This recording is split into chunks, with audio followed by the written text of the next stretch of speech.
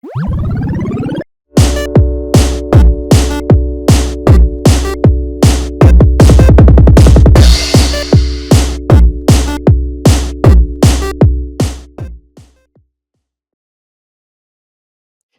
everyone. Welcome back to another episode of The Jug Show.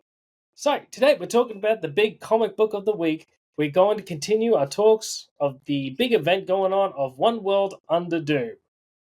So, where we left off when it came to One World Under Doom, just simply, he beat the Fantastic Four. They tried to humiliate him, and he transformed Ben, and we just left it there. Because this is it's a long running event. It's one that's actually meant to, like, when it comes to Marvel events, normally, if you would look at it in the mechanical side, it only takes place in maybe a span of a couple of days, and it's continuous work. One World Under Doom is it's almost moving in like a real time. Like, each event is actually happening a month apart. That's kind of what it's feeling like. And this actually benefits the comic book, in my opinion, because the fact is, despite the fact it deals with magic and stuff like that, it does feel like a lot of these things would still take time. And that's a very important thing to note, given what actually happens in this issue. So, starting off, where we left the One World Under Doom in the second issue was the Avengers are now going to make a move, and they have teamed up with their own version of the Masters of Evil, or whatever you want to call them. These guys don't really seem like a Masters of Evil type. While they would probably be members, it doesn't really seem like this six of Dr. Octopus, MODOK, Arcade, Madeline Pryor, that's it. That's the one I was forgetting. Mysterio. Who was number 6? I remember there was number 1. Oh, did I say Baron Mordo? I think I might have forgotten Baron Mordo. Anyway, it was Doc Ock, Arcade, Mysterio, Madeline Pryor, Baron Mordo, and MODOK. There you go. These guys don't really seem like the type that would actually meld together appropriately, properly. So, like, it did seem like a bit of a random pick. And that was actually the entire point. The main objective. The objective was essentially to beat Doom in a fight. The problem I actually had, like, this issue it's not a nothing issue. It does set a bit of the tone, and because this is number 3 in a event of 9 comics, it does set the tone about the fact that this is the final stage of the opening act. This is like purely the final stage of Doom beating the heroes. He's gained the absolute upper hand, and then we're getting into what comes next. We know from 4, 5, and 6, the synopsises of One World Under Doom, we know that by 4, 5, and 6, they're probably going to be more action-based. Spoiler alert, if you do not read synopsises for upcoming, like the solicitations of upcoming comics. If you don't read those, this is going to be a spoiler for the next 3 issues. So, we know that the next stage, so this is definitely the end of the first act of One World Under Doom. The next one, we're going to be hitting Doom a lot harder. Because by the end of this issue, we know that Dormammu's invading, and we know that's going to take a toll on Doom. And then after that, we know that Reed is going to reveal something. So we're going to get to the theory side a little bit later. But this is where we're at with Doom. This was the opening act of him constantly beating the main heroes, mainly the Avengers and the Fantastic Four. Part of me would appreciate a little bit more X-Men involvement. I mean, this could actually have been a little bit more interesting, given the fact of his involvement in the Storm comic, but I digress. So he doesn't beat him. This is the whole point. Doom wins, but he doesn't fight him. He's not fighting him like how you normally would in so many of these comic books. This isn't going to be a big battle between the end. With Doom, it's mind games. But the thing is, despite the tactical minds of Captain Marvel as well as even Captain America on the Avengers, Doom is still 3 steps ahead. This is how he does it this time. So the reason why the Avengers bring in these particular villains is because they're known to be more on the chaotic side. And this is actually would be a bunch of good choices. These guys have caused all kinds of mayhem, especially around New York. And when it comes to blowing up plans, they've done it to themselves. They've thrown their enemies off. So these are actually good choices. So, and essentially, it's just going to be, let's say, with Captain Marvel saying, it's just going to be, let's go fight them. And that's what they go do. The fight is mainly a distraction because they're trying to also understand how Doom got the power, how he got all this influence over the political leaders. So we go to the fight and appreciate the detail of him talking about with the dinosaur. Because when it comes to Doom and the T-Rex Doom, if you don't know, if you're reading this without reading Ryan North's Fantastic Four, Doom and what are we calling him? Tyrannosaurus Doom? Doomosaurus Rex? I think it's okay. We're going to go with Doomosaurus Rex. So if you don't know, Doom teamed up with the dinosaur version of Doom because the heroes came across the dinosaur version of their universe, love it to death, and it ended with him and the T-Rex pretty much hashing it out because they couldn't trust each other. What I appreciate is the fact that they gave an ending to the fight that our Doom, human Doom, won, and the T-Rex Doom is now under his control. It's not a team-up. Although I would really appreciate the Fantastic Four dinosaur versions to come through and team up with the current four. That would be so fun. The dinosaur comics are great. I loved it. I really hope for more. Anyway, so we're going with that. They're going around, they're blasting around. The villains, Arcade and Mysterio, they're throwing things at him. MODOK's throwing things at him. Ock is throwing things at him. All just to keep him occupied. So this is a big battle. It's a great splash. RB Silva. A critique of RB Silva that I've always had is when it comes to characters, it can be a bit of a 50-50 of a good and bad, but usually his facial expressions are like his facial artistic. Hang on. When it comes to faces, he can be a bit off. He's a good artist. He's definitely great when it comes to splash and color. Just sometimes when it comes to faces and his characters, they can actually be a little bit throwy. They can be a bit off-putting. I've noticed this in a lot of books I've read. His X-Men stuff when he did Powers of X, his Fantastic Four run, even a little bit of his what was it? Captain America. Like that's always been the biggest thing. Like you're never going to get the perfect artist, but when it comes to a lot of things he also does, the reason why he's actually also very good on this, I probably wouldn't risk it, is because of how he does creatures, like how he does the Dino Doom. This is actually like almost terrifying with what he's doing here, as well as this other creature here that we saw in his Fantastic Four. He's very good at non-human characters. Like the Cormorant here, he definitely has the threatening vibe, and it's like he's a very scary dude. He is an intimidating creature, so he's very good.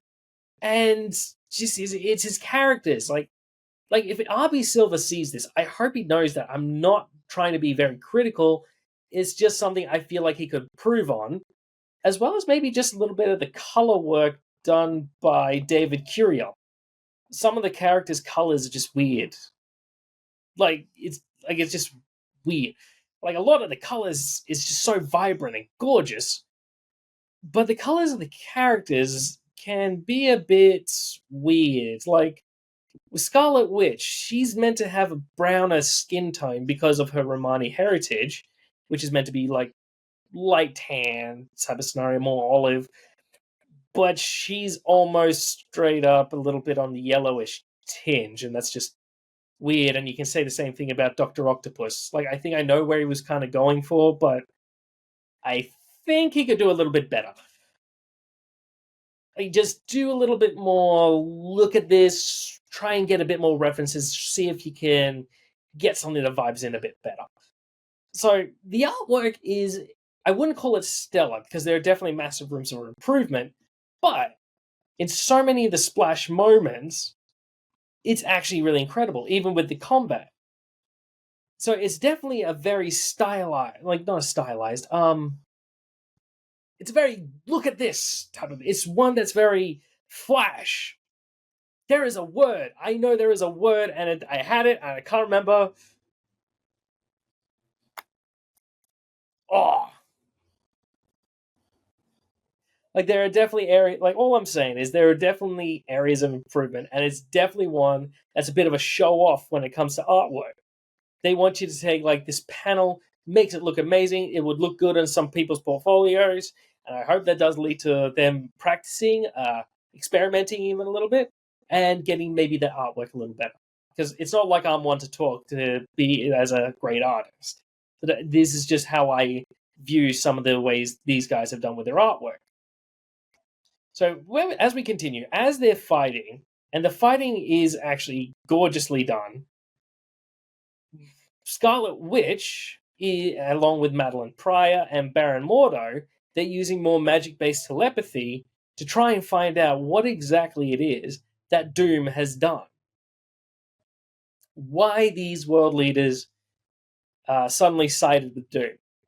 Now, I've seen some people kind of critique this moment. Like, this was like, to them, it wasn't much of a shocker. And to me, yeah, it wasn't much of a shock to me because honestly, like people were saying, like the characters were saying, it has to be mind control, it has to be doom bots, all that type of stuff. They were trying to create a logical reason, and we all know that it probably would, by pushing these type of reasons, it would mean mostly Ryan would definitely use. It's not that reason, it's this reason that Doom used his powers not to what's the word, control them, but to give them what they want. He didn't use the Sorcerer Supreme powers or his own magic powers or his sciences to gain absolute control by creating these lies or create something that would easily undermine him. This is why this is also a bit more clever. He's not allowing an opportunity to be undermined. He gave these guys what they wanted. A way he could be undermined is the fact that he probably did some of the worst, badder things that some of these guys were after. Like, as Scarlet Witch said, the things that to gain their support, he gave them what they wanted, aka money, what Scarlet Witch says, money, security, health, time, sex, revenge. Those things. These things that these politicians are after. Getting rid of political rivals, getting this person that won't sleep with them to sleep with them, all this type of crap. You really can't trust politicians. I don't care. Fuck it. Anyway, because this is the point that Ryan North is trying to get across. That while these politicians might say they have the best interests in people at heart, they're people that also have their own agendas. And Doom helped them get there, and now they're under his control. It's almost like bribery or corruption. It is, no, it's not almost like, it is that. The difference is between this type of corruption and the one that happens in the real world is the fact that Doom benefited everyone. He didn't pick people that sided with things that he believes in because Doom's belief is just completely in himself. It's a more centered point. It's not left wing or right wing in this case, it's Doom. All these politicians and their beliefs, they don't care anymore. They're going to take. Doom used the threat of the vampires. He said he's going to make sure that doesn't happen again because the heroes can't do it. And if you give me these, I will get you this. And he did with his power. And so he secure. It's like when a politician secures votes for something by making deals, backroom deals. Except he did this with everyone, and no one could say no. He convinced them. He bribed them, and that's how Doom got all this power in all these offices over all these nations. Makes me curious about how he got Wakanda's vote, because one of the things that make them more better politicians is the fact they have so much compared to, like, they got their education, they got access to resources. The point is, I've seen people critique this as like it's not a shock moment. And you know what? I get that, but I don't feel it was meant to just be a shock moment. This isn't meant to be, oh my god, he didn't use any of this. He's gotten it by this moment. He actually worked for it. He's not using these cheap tricks. The reason why this is bad is because it's so much more solidified than a cheap trick would. Like, let's take a moment to think about other events in comics, any comics where we have this type of scenario. So many, so many of them are like dystopian. Let's take the Injustice comic. The reason why Superman saved the world is by threat of force, and because of that, people would rise against him. So he had to deal with rebellions. So there was a way to stop that. There was reason people would fight against that. Other ones would also be like maybe reality warping, which means that it could get undone, and there was always going to be a problem there. Just straight up lying. You reveal something, and they reveal. The heroes would reveal that how this person got this power was a lie, and he's doing it for this reason. Well, then that will fall apart. But the reason why this is so much more intense than all these other ones is because Doom worked for this. They can't deny the fact they got what they want. They benefited, and all they're all just putting their faith in Doom.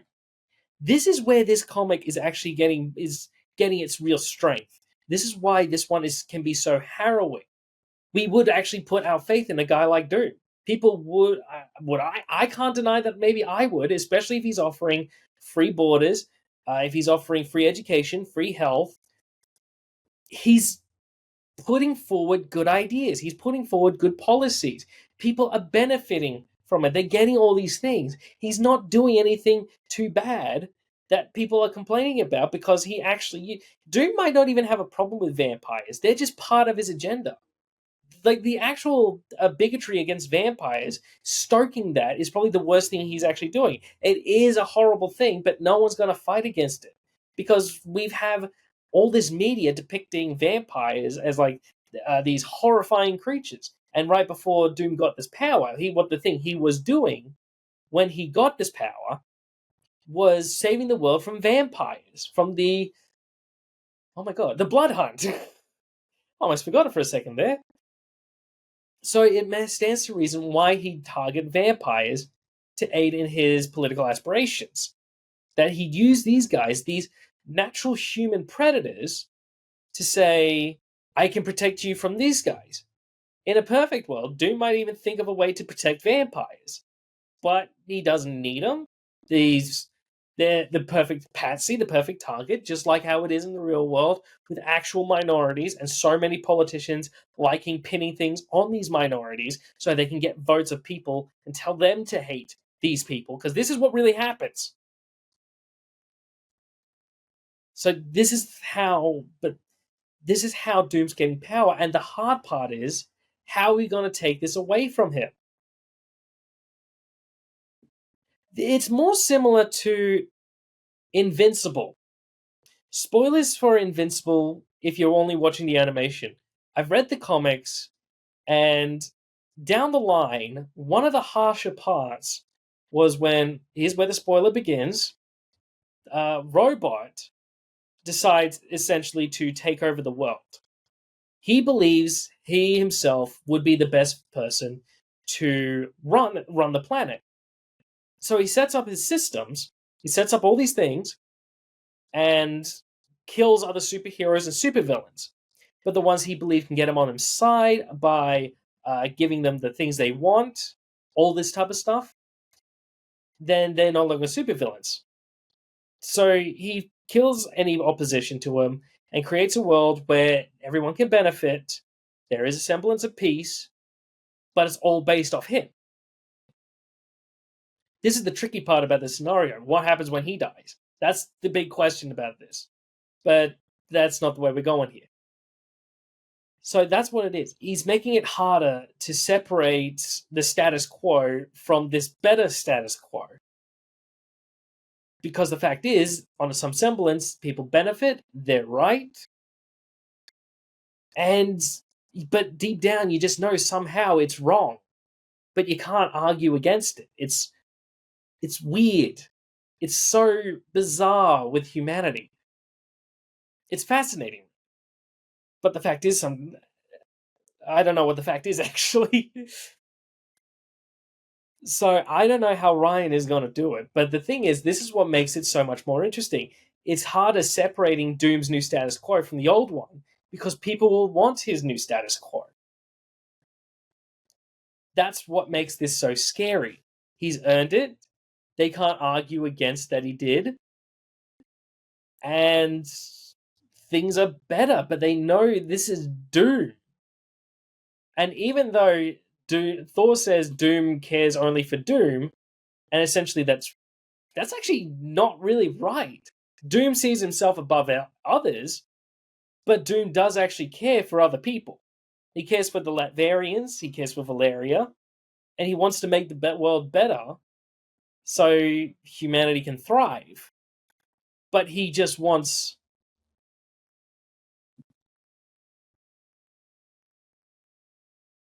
to be at the center of it. He wants the credit.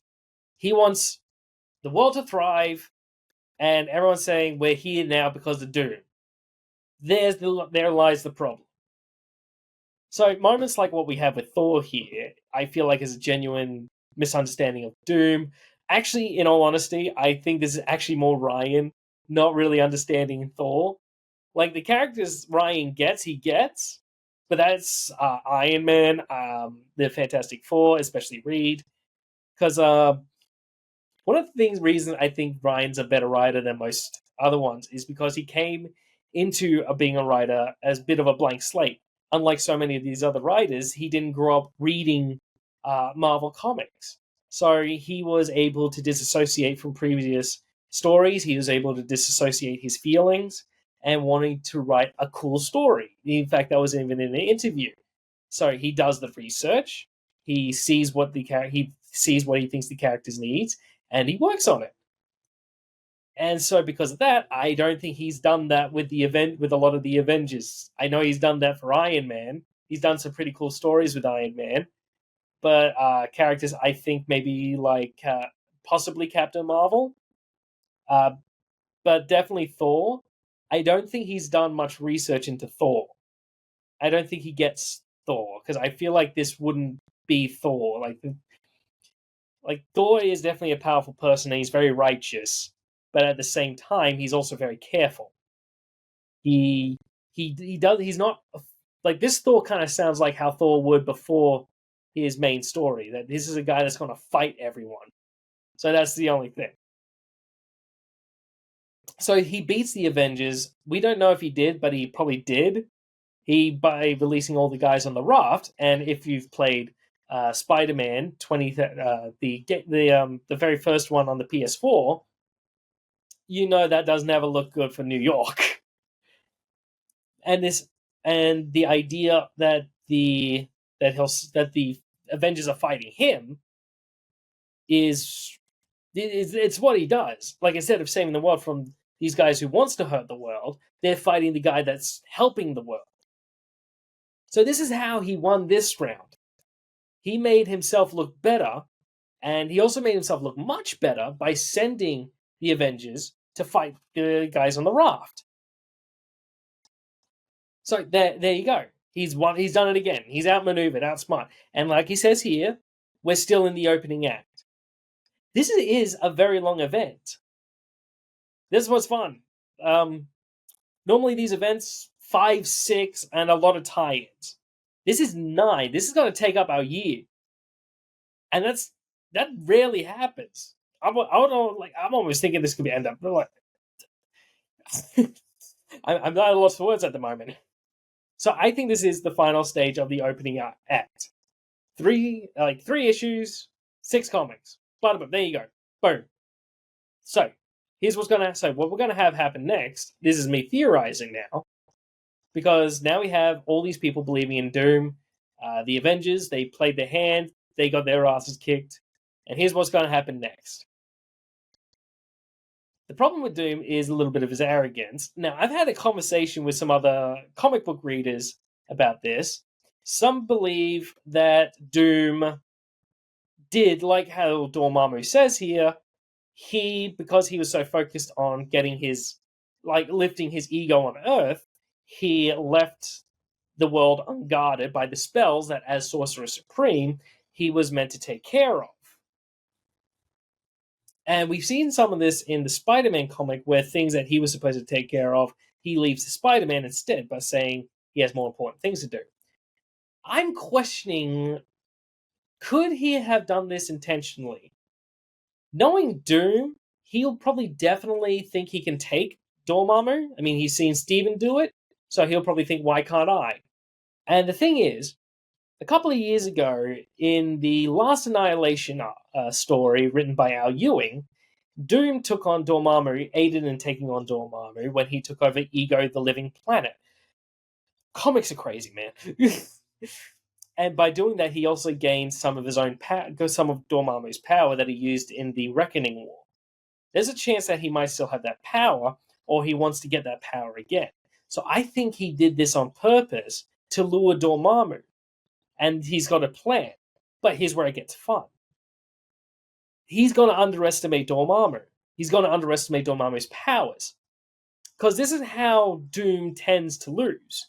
He makes his plans, he executes them, and they go off without a hitch. But then there is one problem after the plan is executed. He thinks he's too smart for this to fail. So I think that he's going to get, like, Dormammu is definitely supposed to, like, he definitely is luring Dormammu, and he's going to trap Dormammu, he's going to get something from him, but then he's going to see this shouldn't be happening. There's too much power. And it's going to weaken him. And see, judging from 4, and 5, next 2 issues are going to be about him facing Dormammu and him getting backup from the Avengers and maybe the Fantastic Four. So that's what I'm thinking. So he might have overplayed his hand and now he needs the backup. And this is also going to weaken him. So the heroes, namely Reed, as we see in 6, in the solicitations there, that he discovered something, that's going to create the opportunity to dethrone him, to depower him, take what he's taken. So that's what I think is going to happen next.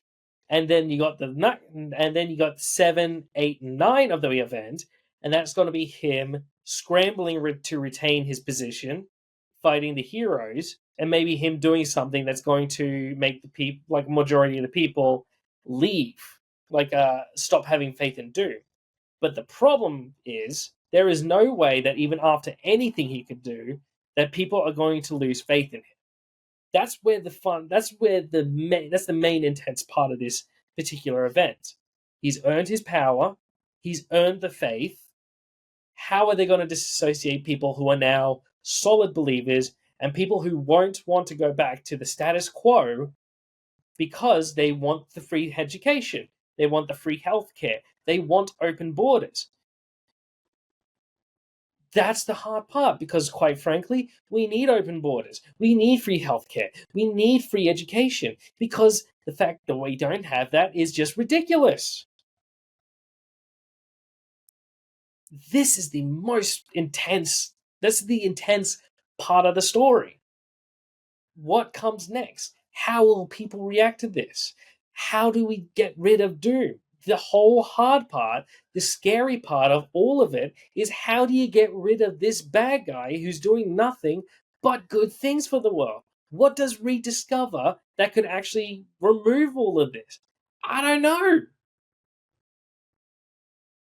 I'm excited to find out. This is a really intense and politically heavy comic because it makes you ask these questions. It makes you think about these things.